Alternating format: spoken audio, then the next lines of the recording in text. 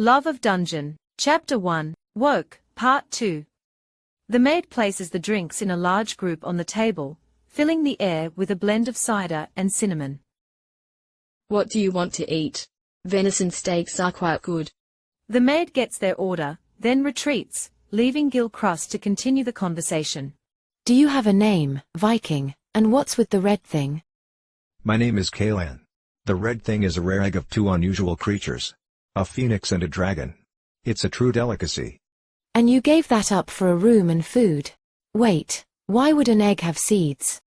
It's the polite way to say it has been fertilized. Calean smiles. Gillcrust stares for almost a minute before uttering, "What?" It's a tomato. Charforge chimes in, ruining the fun. Gillcrust tilts her head, looking to the dirty wooden ceiling. Why are they so excited for a tomato? Most tomatoes were wiped out in the wars. The tomato is one of the foods that magic can't seem to recreate properly. Possibly because everyone remembers the taste differently. The skin comes out too leathery, the smell is always sweet, and the seeds never grow. I've had some that were pretty good, but the rare, grown version is always better. Surprised you don't remember tomatoes from the times before. He lifts his milk to his lips. Charforge chuckles. She was born after those times. Until now, she spent her time in our clan's mountain, studying healing and cooking. Calean spits up a little milk onto his beard. She's a newborn? Are you telling me this is her first adventure? Her first dungeon? Has she even slain a monster? Yes, and no. Charforge watches Calean squeeze the milk out of his beard and wipe his hand on his pants. Gillcrust shifts forward. I'll have you know I am one of the best healers of our clan. It's said that I'm the most powerful magic user to have come from our clan. I am also adept at identifying and cooking edible foods. I'm more than ready to go into any dungeon. Monsters don't scare me. This isn't any dungeon. This is the biggest, deepest, darkest, most dangerous dungeon. This is the original dungeon, where all the monsters came from. The start of every other mini-dungeon. Death itself is the ruler of this dungeon, and doesn't like visitors. Calean pauses, drinking cider and softening his tone slightly. This is not a dungeon to test yourself on. I have spent just over 20 years preparing for this dungeon. And, if you're not afraid of monsters, you're definitely not ready. Charforge's loud, deep voice diverts the conversation. Speaking of our clan, have you ever heard of the Moonlight Mountain in the Chugach Mountains? Nope. We have almost 10,000 Moon clan dwarfs living in the mountain. It is a vast array of tunnels and rooms that our clan dug out. Each inch of the stone walls and pillars is ornately carved. We have over 400 miles of tunnels with countless rooms. Gillcrust cuts in. And our clan has fought monsters since we first came to the Moonlight Mountain. Did you fight any? Calean raises an eyebrow.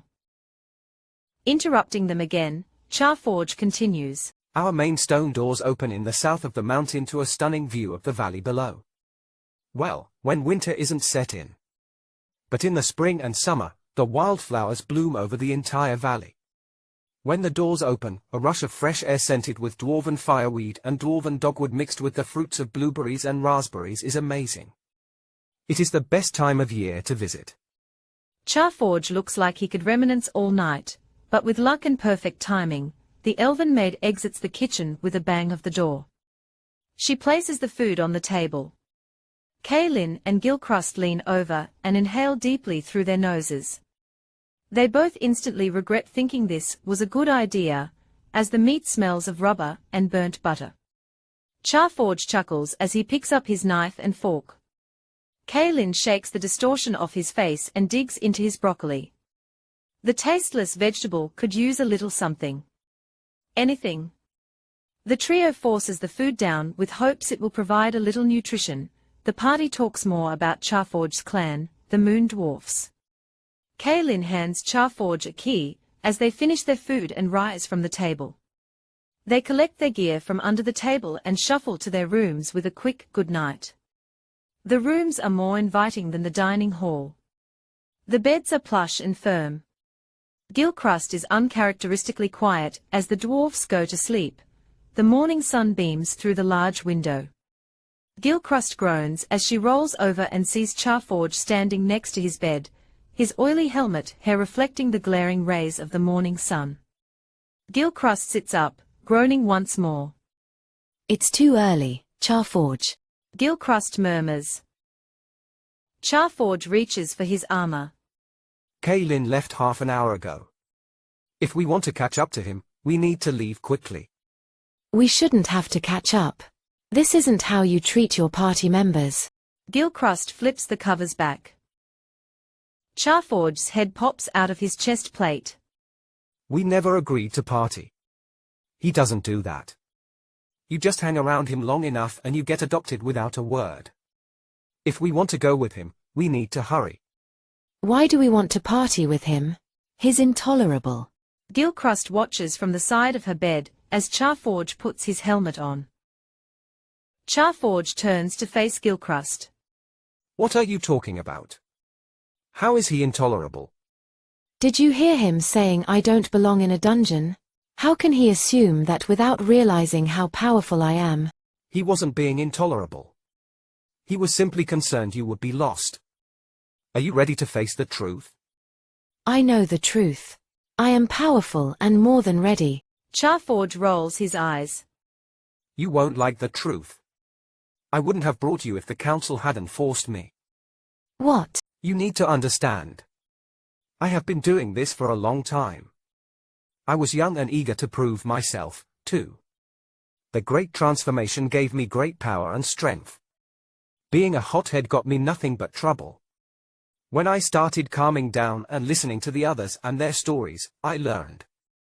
I'm not like that, Charforge. How do you know what he meant anyways? You don't know him.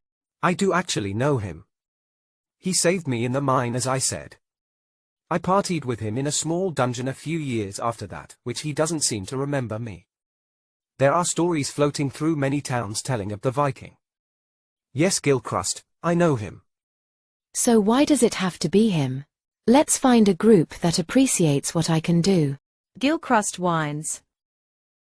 Charforge grabs his pack and axe, heading towards the door. You will learn why it has to be him. I'll wait downstairs. The door closes behind Charforge before Gillcrust can respond. Charforge enters the dining hall, scanning the room until he sees Calean walking out the door. He spans the distance quickly.